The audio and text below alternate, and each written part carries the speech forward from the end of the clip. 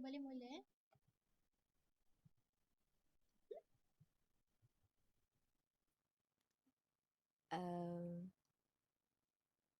Dengar tak suara? Dengar. Dengar. Assalamualaikum. Hari ini kumpulan kami akan memberikan keterangan tentang translasi. Anas. Anas Afwan. Translasi merupakan pemindahan semua titik pada suatu satah mengikut arah yang sama dan melalui jarak yang sama. Di bawah suatu translasi, objek dan imej mempunyai bentuk, saiz dan orientasi yang sama.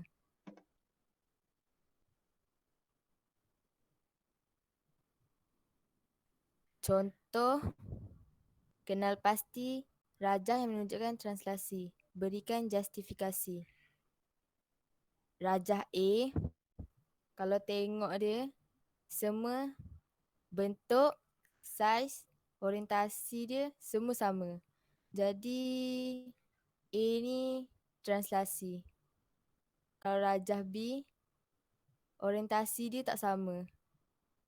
Orientasi tu arah je. Jadi B ni bukan translasi. Okay.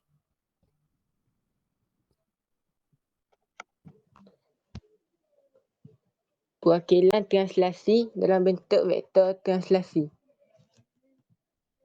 Apakah yang dimaksudkan vektor translasi? Vektor translasi adalah pergerakan yang mempunyai arah dan magnitud.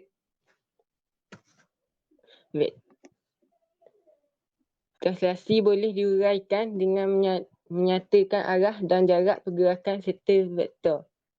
Pertama, arah pergerakan. Arah pergerakan akan bergerak sama ada ke kanan, ke kiri, ke atas atau ke bawah. Kedua, jarak pergerakan. Jarak pergerakan ialah bilangan unit. Yang ketiga, vektor translasi. Vektor translasi ditulis dalam bentuk AB. Dalam kurungan AB. Apakah yang oleh A itu masuk pergerakan selari dengan paksi X. A akan bernilai positif jika objek bergerak ke kanan, manakala jika objek bergerak ke kiri, A akan bernilai negatif. Apakah pula yang dimaksudkan oleh B? B bermaksud pergerakan selari dengan paksi Y. Paksi Y hanya akan bergerak ke atas atau ke bawah. Jika objek bergerak ke atas, B akan bernilai positif, manakala jika objek ke bawah, B akan bernilai negatif. Jika nak lebih mudah, AB tu kita jadikan sebagai XY. Maksud A tu selari dengan paksi X. B pula selari dengan paksi Y. A tu jika nilainya berada di kanan, A akan bernilai positif, dan jika nilainya berada di kiri, A akan bernilai negatif. Untuk B pula, jika nilainya berada di atas, B akan bernilai positif, dan jika nilainya berada di bawah, B akan bernilai negatif. Contoh 5. Tentukan kedudukan titik P dalam rajah yang diberikan bagi huraian translasi dan lukis vektor translasi tersebut. Soalan A. Titik P bergerak 2 unit ke kiri dan 3 unit ke bawah. Cara nak selesaikannya,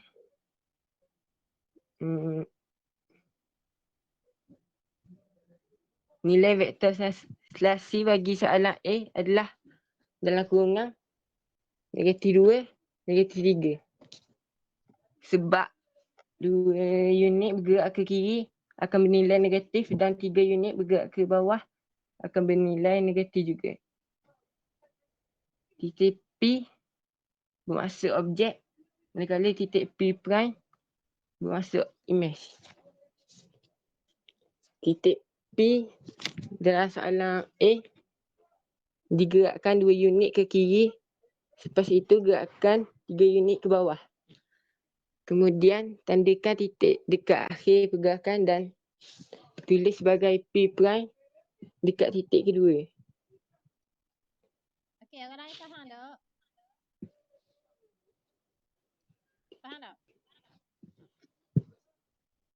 Tak faham? Faham. Faham Faham. Okey, nanti apa? Terangkan sampai habis dulu. Saya akan terangkan balik. Okey. Jadi dari titik P kena buat garisan ke titik P prime. Soalan B. Titik P bergerak 5 unit ke kanan dan 5 unit ke bawah.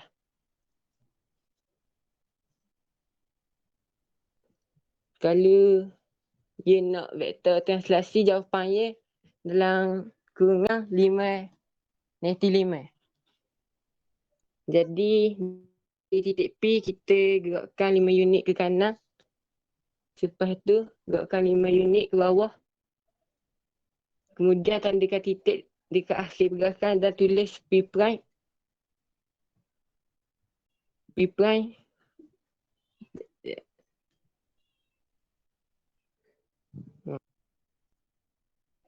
Siap. Lepas tu buat garisan bermula dari titik P ke titik P prime. Soalan C.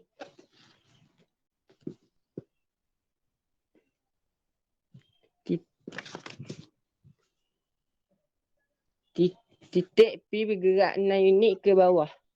Dekat titik P, kena gerakkan 6 kali ke bawah dan tandakan titik baru.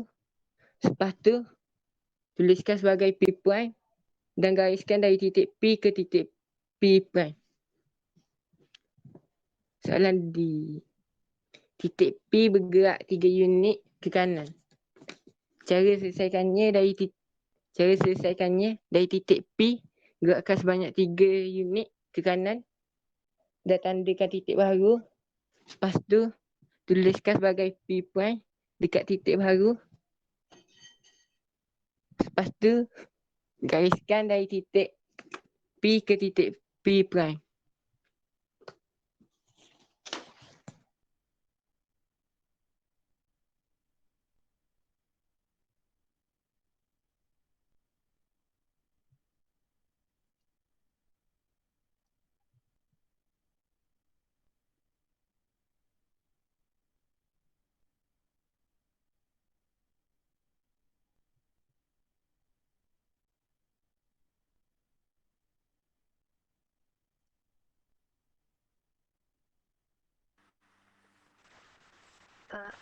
Okey.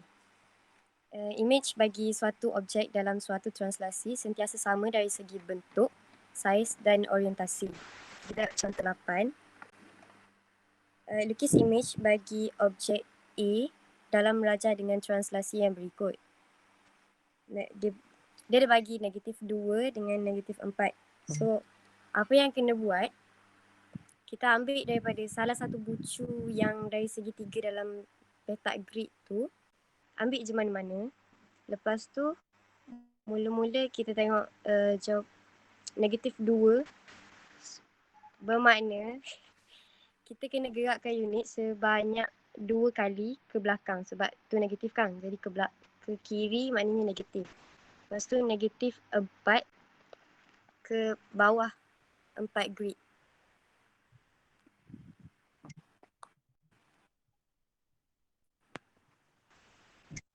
Uish.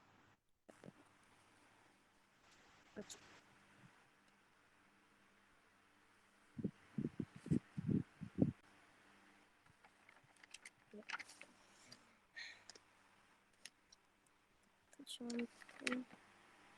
Untuk contoh B, dia ada bagi 3 dengan negatif 1. So apa yang kena buat, pilih satu daripada bucu segitiga tu, pilih je mana-mana. Contohnya dalam slide ni tunjuk dia ambil bucu atas. So gerakkan 3 unit grid ke kanan sebab dia nombor yang positif. Dan negatif 1 turunkan 1 grid ke bawah. Lepas tu tanda situ and lukis segitiga yang sama. Okay.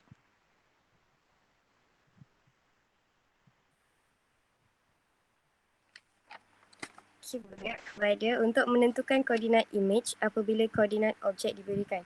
Hak ni boleh buka buku teks sebab mungkin hak saya terangkan tak ada dalam slide. Okey. Terima kasih untuk informasi. Apa? Ada boleh. Apa kenapa jadi negatif kalau air turun bawah? Macam Mana? ada yang tadi Ah, jadi negatif 1. negatif tu soalan akan bagi. Soalan bagi. So kerja kita kena lukis je. Macam yang Irfan kata, arah pergerakan dia ke kanan, ke kiri, ke atas, ke bawah. So kalau ke kanan dengan ke kiri, ke kanan maksudnya positif. Lepas tu kalau ke kiri, maknanya negatif. And kalau atas bawah, atas positif, bawah negatif. Faham? Nampak. Thank you. Terima kasih. Okay. So untuk menentukan image di bawah translasi AB, sabar. Macam ni. Okay, untuk menentukan image di bawah translasi AB, kita boleh tengok rumus dia. Kita boleh tengokkan rumus.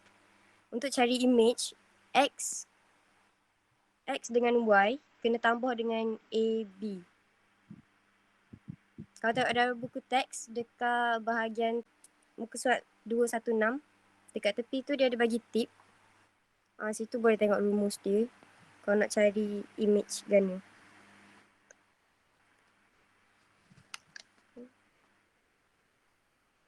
Sekejap.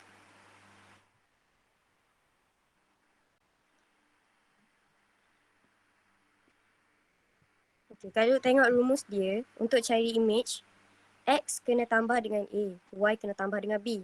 Lepas tu tengok contoh 9. Ada contoh 9? Okay. Tentukan koordinat bagi image titik Q 31 di bawah translasi negatif 52. Okay. Dia ada dua kaedah. Satu kaedah dia kena lukis atas ke atas dan kaedah dua kena mirror. Saya lagi pilih kaedah dua, mirror lagi senang sebab kaedah satu kena lukis.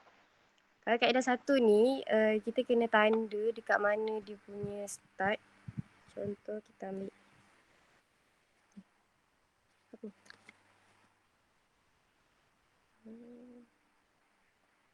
kita pergi kaedah dua dulu lah. Okay. Soalan ni dia ada bagi dah. Q31 lepas tu translasi dia negatif 5, lepas tu 2. 31 tu boleh tandakan X, Y. 3X, Y1. Lepas tu untuk negatif 5 dengan 2 boleh tanda AB lah. Okay, lepas tu kalau nak cari image Q prime, kita kena buat Q prime 3 campur dengan negatif 5, koma, lepas tu 1 tambah dengan 2. Lepas tu kira dengan calculator boleh dapat image tu, koordinat image. Faham? Untuk menentukan objek di bawah menentukan koordinat objek, sorry. Okay. Untuk tentukan koordinat objek ni dia sama je dengan menentukan koordinat image. Cuma kita kena tahu yang koordinat image kalau nak cari kita kena tambah. Untuk koordinat objek kalau kita nak cari kita kena tolak. Sama je cara kaedah dua mengira tadi tu tapi yang tu tambah. So tapi untuk cari yang objek kita kena tolak. Contohnya contoh 10. Ada ke? Okay. Contoh 10 kita tengok tentukan koordinat bagi objek titik A jika koordinat A prime di bawah translasi 3 negatif 2. Okay. Dia ada bagi dah yang A negatif 6 dengan 1. Cara penyelesaian dia, koordinat A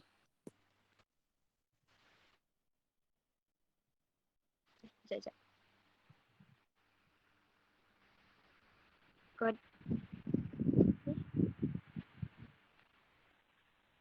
Sabar jap.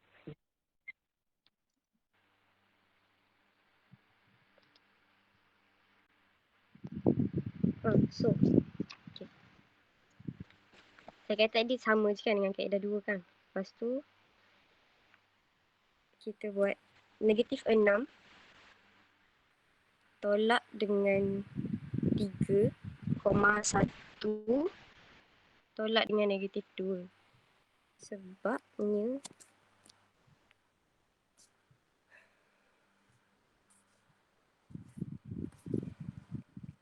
rumus dia tadi AB tolak dengan XY kan. Lepas tu kira je lah. Kira. Dapatlah negatif 6 negatif 3 tolak negatif 3. 1 tolak negatif 2. Lepas tu boleh kira dengan kalkulator. Dapat negatif 9, 3. Yang B pun sama juga. Ikut kaedah 2 mengira. Tapi kena ingat yang kalau nak cari image, kena tambah. Nak cari objek, kena tolak. Okey.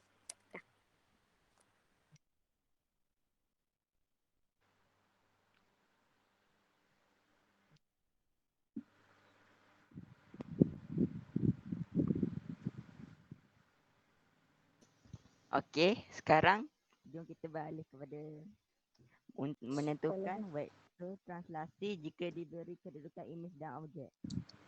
Macam yang contoh 11 tu, diberi P prime dengan 3, 6 ialah imej kepada P 29.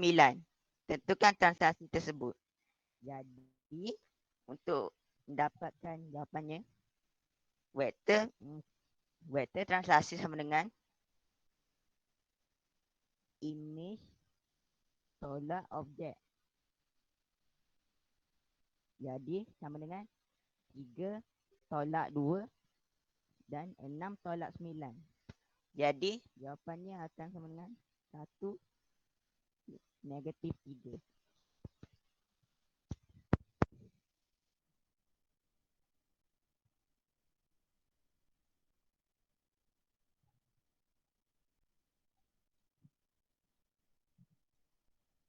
Kalau tak faham boleh tanya balik.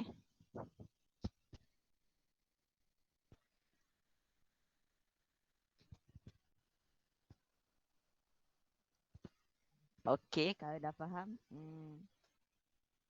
cuba adik-adik jawab soalan.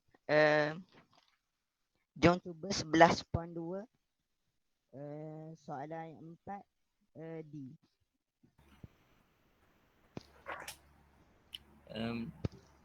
Cikgu Anas,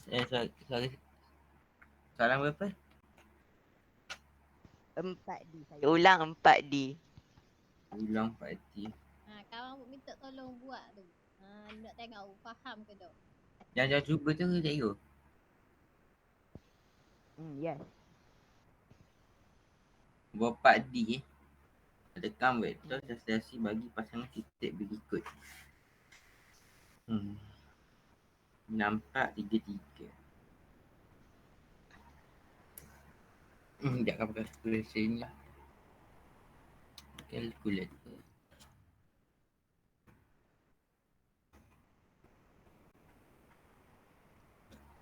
Sekejap cari ni apa ni? Translasi ni. Nampak.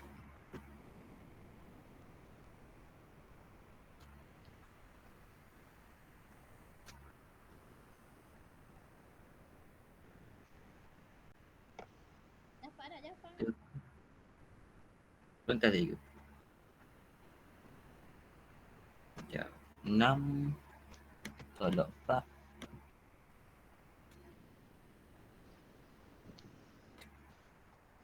Dapat 2. Lepas tu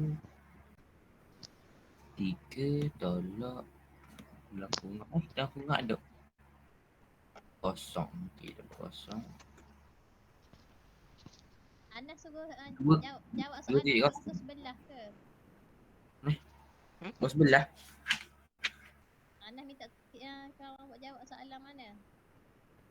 Jom cuba 11.2 4D. Sebelah. 4D.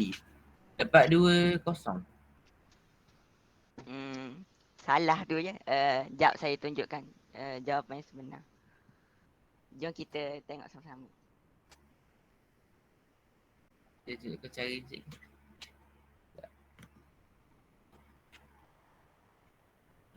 Apa?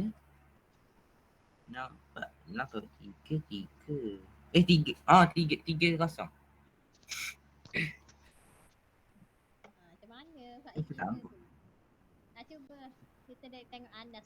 Anas dah nak tunjuk. Ada. Okay, kemah dah tu Anas tu. Sekejap je. Sekejap. Anas klik gambar. Mana nak? Tunggu sekejap je.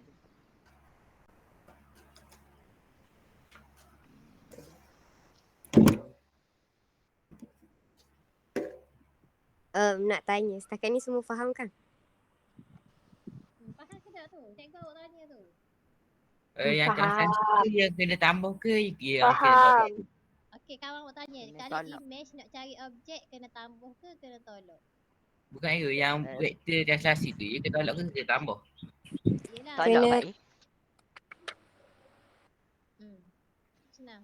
Yang soalan nombor Ada 4. siapa-siapa lagi nak tanya? Okay,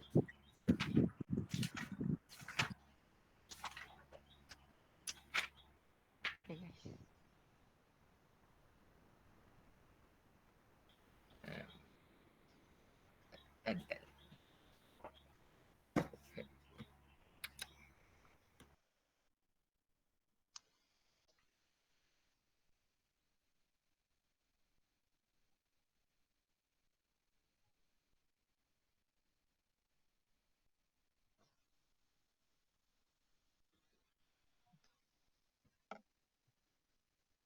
Tak. Tunggu azang tu ke? Tunggu Anas. Okey, Anas dah present dah. Okay. Sekejap. Nampak? Oh, nampak Jadi, macam ni Dia nak cari untuk soalan dia tadi.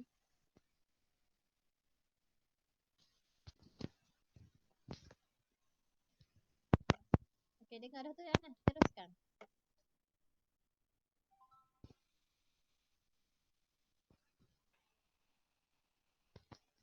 Oh, azan je. Okey. Kita tunggu azang siap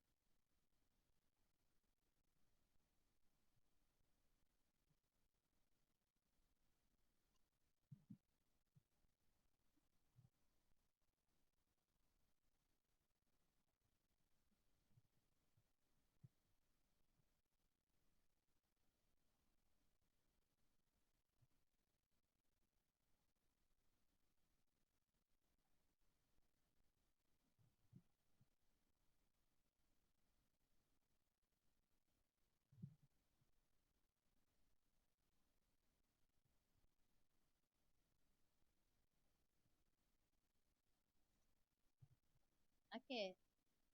Dah habis dah Hazan tau. Boleh teruskan. Okey. Gunakan tadi kita gunakan kaedah formula nak cari jawapan bagi soalan D ni. Formula vektor translasi sama dengan X prima tolak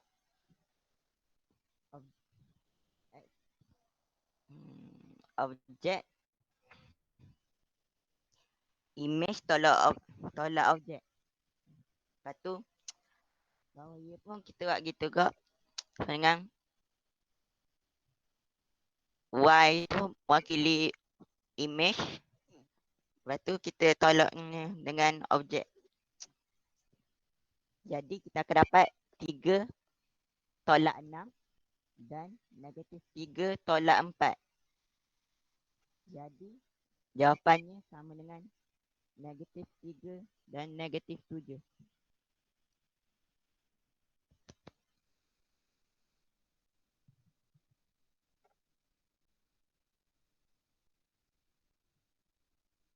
Okey.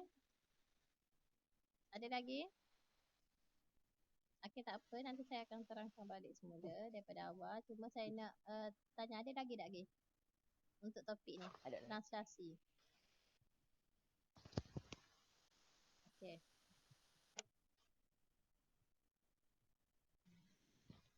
Okey, tamat. Terima kasih. Okey, sekian daripada kumpulan